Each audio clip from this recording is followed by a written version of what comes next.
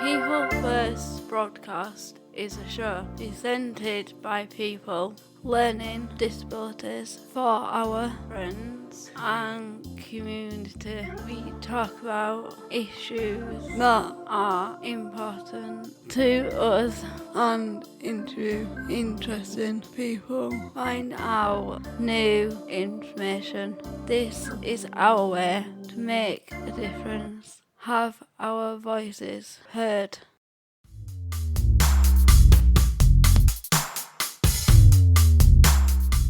Hello and welcome to the People First podcast. Today we are happy to welcome Sharleen and Kirran back to People First Keighley and Craven. They have worked with the podcast and HOOT to run a session where we trained other adults with learning disabilities how to be a good podcaster. Welcome to both of you. We hope you enjoy being on the show. Thank you very much, Luke. Yeah, thank you. It's a pleasure to see you back, both of you. It's great to be here. Yeah, thank you. And how are the other members of HOOT, Sharleen? Did they enjoy it? They did. They absolutely loved the final edit. Could you introduce yourselves and explain what you have been doing with People First Keighley and Craven? So I'm Sharleen and I am based at HOOT Creative Arts in Huddersfield. I'm a producer and coordinator for the Health and Wellbeing programme, which is a part of the Year of Music. So with People First Keighley and Craven, we've been talking for a couple of months about working together and helping people in Huddersfield who have learning disabilities also learn, like you have, to produce an episode for a podcast. And that's what they've done. They've learned from you.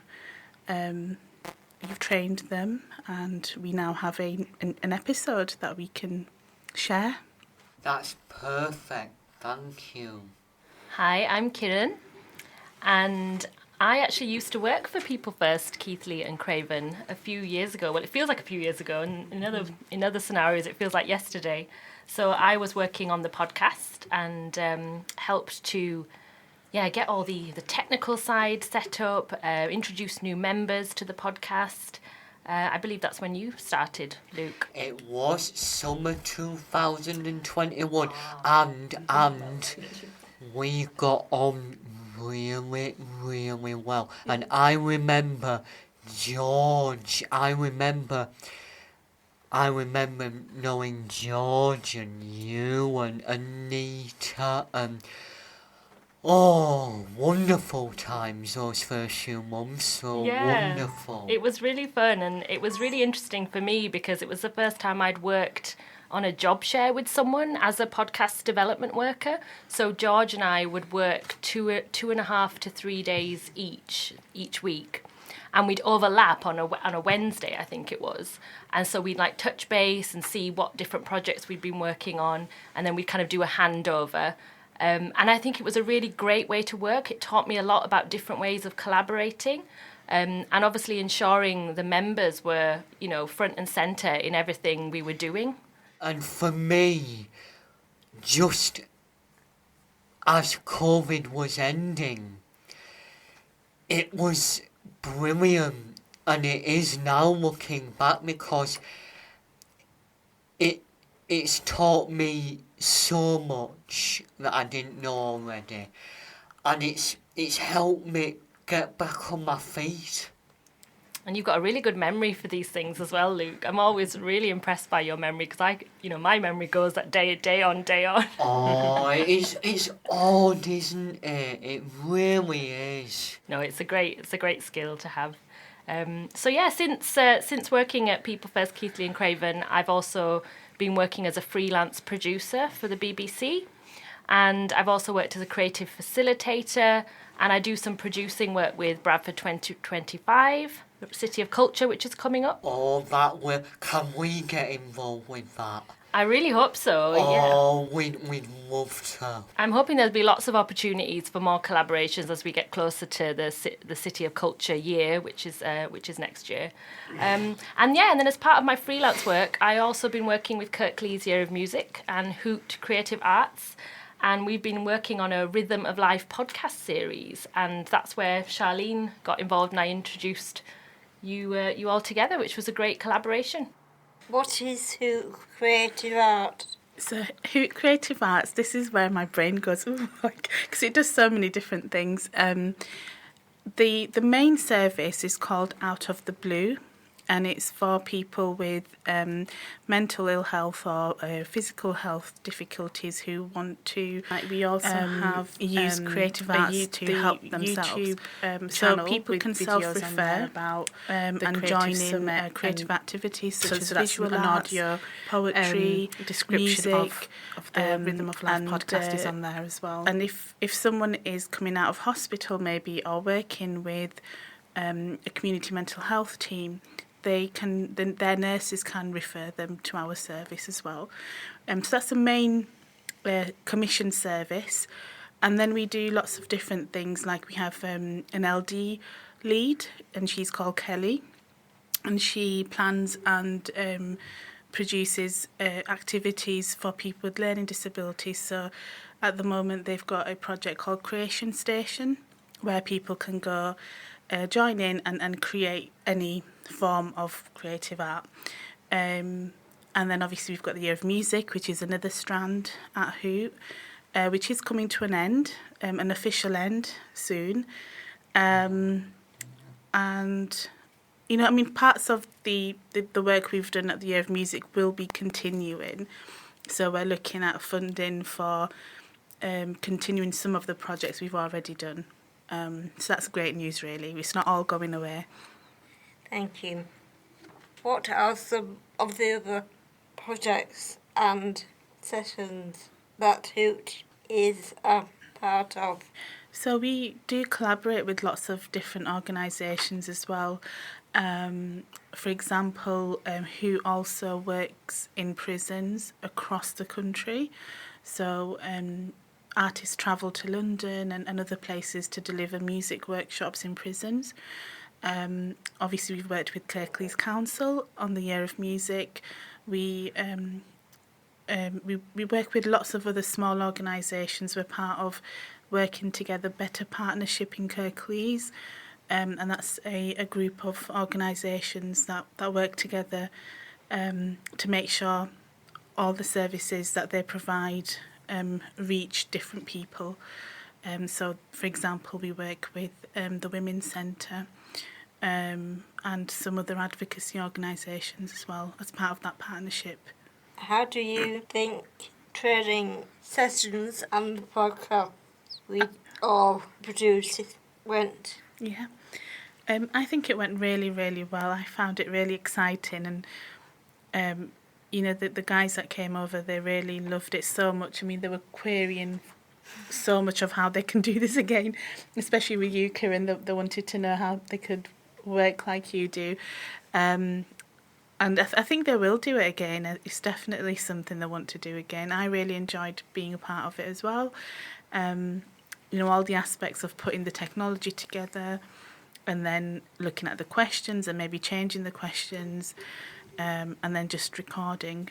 And also meeting you guys. It was really nice for them to be part of a bigger group.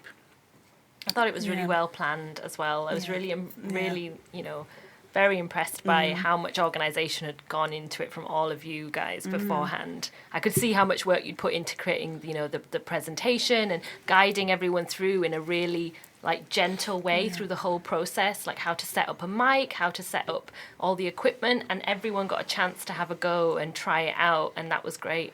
And can I just add here to Sharleen, the group you brought over were, once we had said everything, they went like a storm.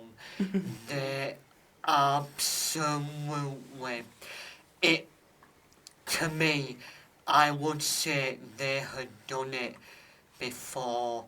They had, because you know, like they said, oh, we don't know how to do this, but then wham, they went ahead and did it. It was just, it was like a whole new thing.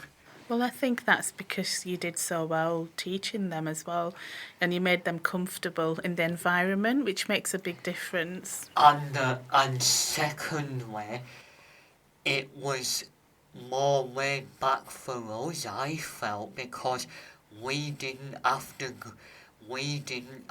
keep repeating or going back over. It was just a very smooth day. That's good. Yeah, it went really well, and I think you worked really well together. I liked it. I thoroughly enjoyed it. You know, it's really doing it. You know, it's really nice doing it in a different setting kind of thing. And good to welcome new people into the building and work in a different way. What else have you been doing for the Kirklees Year of Music? Well, we've done lots of things. I always forget because I've done so many things. We started off with running monthly wellbeing sessions for musicians on an evening, and we worked with musicians who had lived experiences of ill health. And that grew over time, and we grew a nice group of people who came regularly. The other thing we've done is held make music sessions at libraries. So we've done from October till now, we've worked at about 10 libraries. And that's one of the projects that will be ongoing. We're hoping to change the way that them sessions are run. So that's still happening, library music, and we worked with people who had learning disabilities across Kirklees in the community and care homes, and taught them how to produce a props and for a club night event, and that was in collaboration with a theatre company called Dark Horse. So we did some engagement sessions, and again that was really successful. Lots of people came to the sessions and took part in learning how to make props and how to make music and dance. And then we've done some more training for musicians online, and we've created resources. We've put together lots of toolkits. There's been lots that's happened, but they're the main projects that we've been working on. And then obviously the Rhythm of Life podcast, which is still ongoing.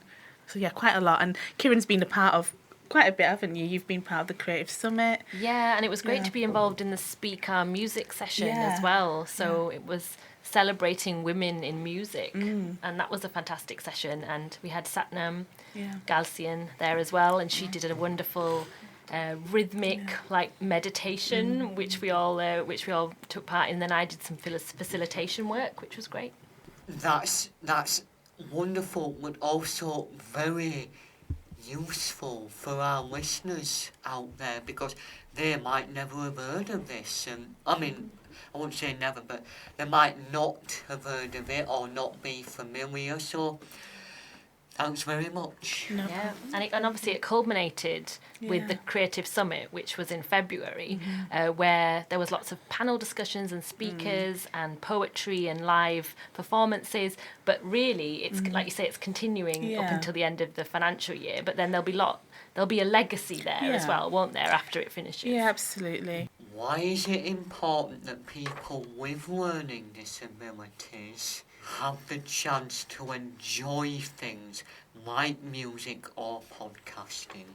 Yeah, so I believe in self-advocacy, and I have, and I really enjoy doing that work, particularly with people with learning disabilities, because I think it's so nourishing. And just speaking from my own experience of working with People First, in various capacities, the podcast and with self-advocacy campaigns, I worked a lot with Katrina on raising awareness of issues that affect people with disabilities, and the way we did that was doing it through activities or campaigns where we could have a creative exercise or activity, and I think that made it so much more nourishing. Bringing joy into what you do, so it doesn't feel like it's just all work. I think that was a really crucial part of it. And Katrina, again, educated me so much in self-advocacy, and I felt really, really privileged to be part of it. And then obviously the work we've been doing on Kirklees Year of Music, which is again providing a spotlight or a platform for people with learning disabilities to have a big say in how they enjoy music and how they use it in their lives, and what more support they need, or self-advocacy support, in order to live as full and rich a life where they're experiencing art and music as much as possible. Yeah, definitely. I think it's so important to help people who won't have the normal way of accessing opportunities, and especially if there's a platform that you're a part of, such as the Year of Music or organisations like HOOT Creative Arts. We should enable other people to have a chance to enjoy music and enjoy doing things like podcasting. And I mean, my background has been in advocacy, so I have also been an advocate for many years, and I really believe in empowering people to create and produce and teach other people how things should be done, because you have so much to say and such unique views and opinions on things. I think it's so important to share that. Again, from both of you, brilliant. Thank you. There's a big lunch event in Dewsbury Town Hall we missed because of snow. How did it go? Shall I go first? Because Kirran was there as well. But I guess, from my perspective, it was quite a stressful day for me, because obviously I'd been planning this creative summit, and then There was a lot of organising, wasn't there? and then it decided to snow the night before, which was quite bad actually.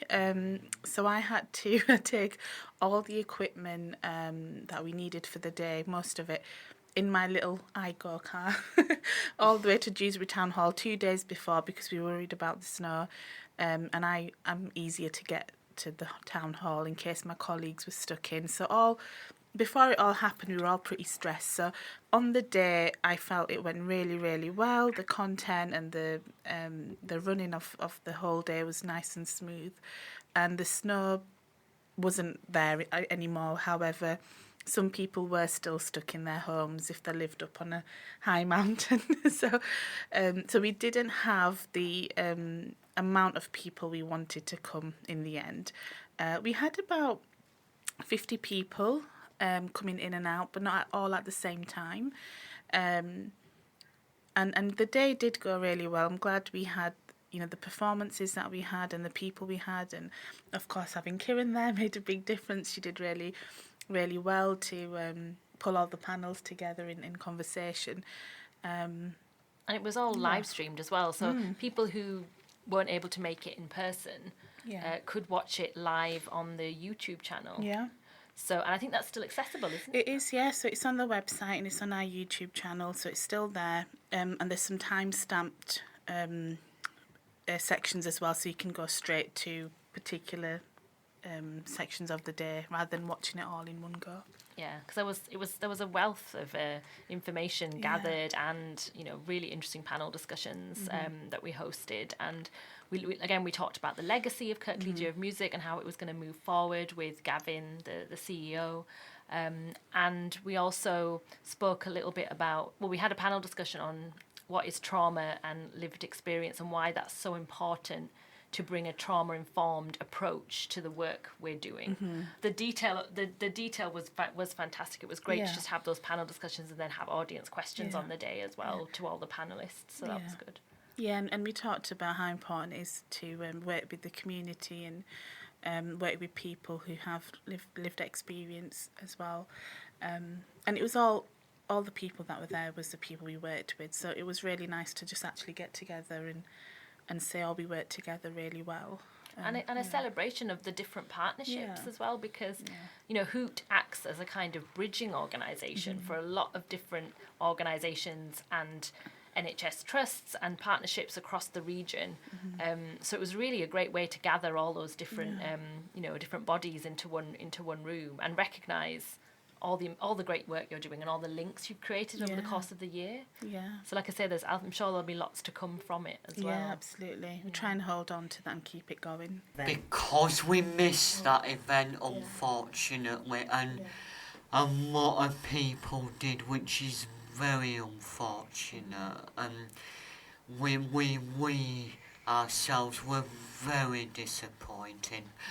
Will there be a similar event at a better time when everyone can come? Yeah, I think it's, I was just speaking with the council yesterday who have the council. You were? Yeah, Kirklees Council. Oh, is it council run? Well, it's council funded. Oh. And luckily, he said, you've got till June, Sharleen. So maybe in the summer, when it gets a bit nicer, we should get together and maybe you can come to HOOT this time. Yes. And have a get together and maybe, have a look at our recording studio as well. Oh, definitely. That'll be nice. Yeah. Maybe try and do some podcast stuff and maybe provide a lunch. Yes, I always bring food with me, don't I, Kirran? There's always lunch provided, yeah. I always have food on me, don't worry. Now, Kirran, you used to work here at People First Keighley and Craven. Do you have any nice memories of your time here? That's a good question. Thanks, Luke. Yeah, I really enjoyed working here. And, as I said before, it was a great chance to work in collaboration on a job share for the first time. And I learned a lot about, what that meant in practice. And then just setting up the podcast with you all was an amazing experience. It was really, I'll start again.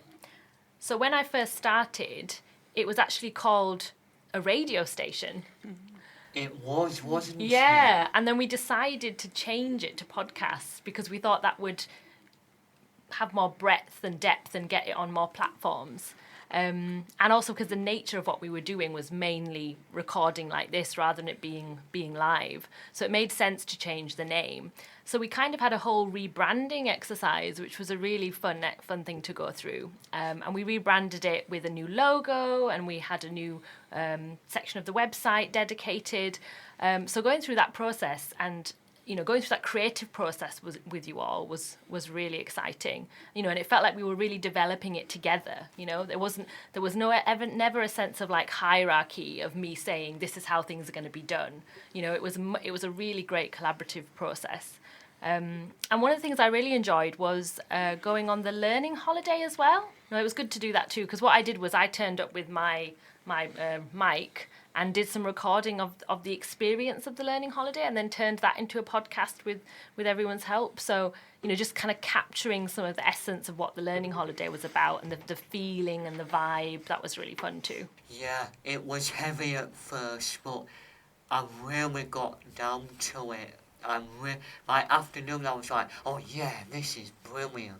Yeah, good to be immersed in it. Well, can I ask you the same question, Luke? Yes. What are your good memories about working on the podcast over the past few years? Oh, do you know, I want to really go in, well, not too much, but go in a little bit. Well, enough, because I've really enjoyed the interviews. And we've had a few people on Zoom, but many things. Over the past year, people have been coming in more often.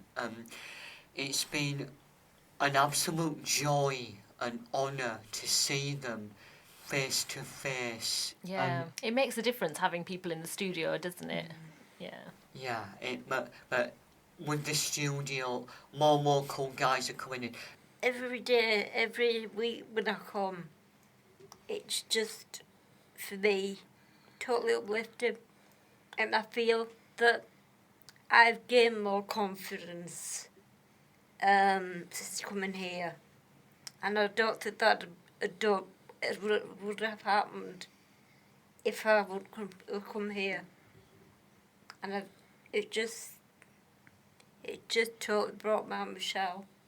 And I'm hoping the longer I stay here, which I'm just so hoping that the confidence will grow. What is your favourite part about working with HOOT? So I think I just love working with people. So being at the sessions that I've produced and seeing how people really enjoy the creative activity and music and how it helps them. That's my favourite part. But I think that's my favourite part in life, really, in all my jobs. And I really love who, in terms of how they work, you know, with people who have mental ill health or learning disabilities. You know, they work in a really soft way. You know, the artists that are based at Who and the creative support workers, they're really experienced, and that makes a nice difference to see. You know, to see an organisation that really wants to look after the people who use the service. So yeah, that's my favourite part. Yeah, And very inclusive too. I found working with HOOT. You know, the focus on inclusion has been a really big part of it, and the way also you've looked after me as a freelancer has been really refreshing. You know, because as a freelancer, it can be difficult sometimes, you know, to get the right rates of pay and kind of not argue, but, you know, like negotiate your worth with different organisations. And I didn't have any, you know, absolutely like no trouble with trying to negotiate anything with Who. It was just like, this is what we think the project is going to involve, and this is what we'd like you to work on. And they've been so flexible and again, empowering in helping me do that in a way that worked around my schedule as a freelancer, so that we could get the best work out of me too. So that's been really fantastic just to have that. Oh, thank you. That's nice to hear. What are your hopes for the future? Let me think. It's a big question, isn't it? Grand plans, yeah. Well, as a freelancer, I'm involved in a lot of different projects at the moment, and I've been thinking for a while about setting up my own creative initiative, and I'm not sure what that's going to look like yet, but I think it will involve some sort of audio. You know, whether it's like creating a platform for people's stories, particularly people, you know, who come from marginalised communities or who've, you know, experienced life as a minority. I'm really passionate about giving people a platform for stories like that. So I'm thinking a little bit about that, but also, juggling with my my freelance workload as well, which is always, you know, quite an interesting balance.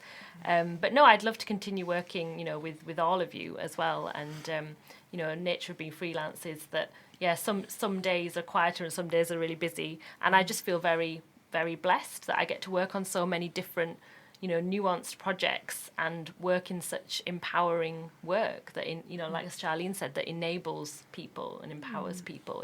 It's what I'm passionate about. So I hope to continue to do that.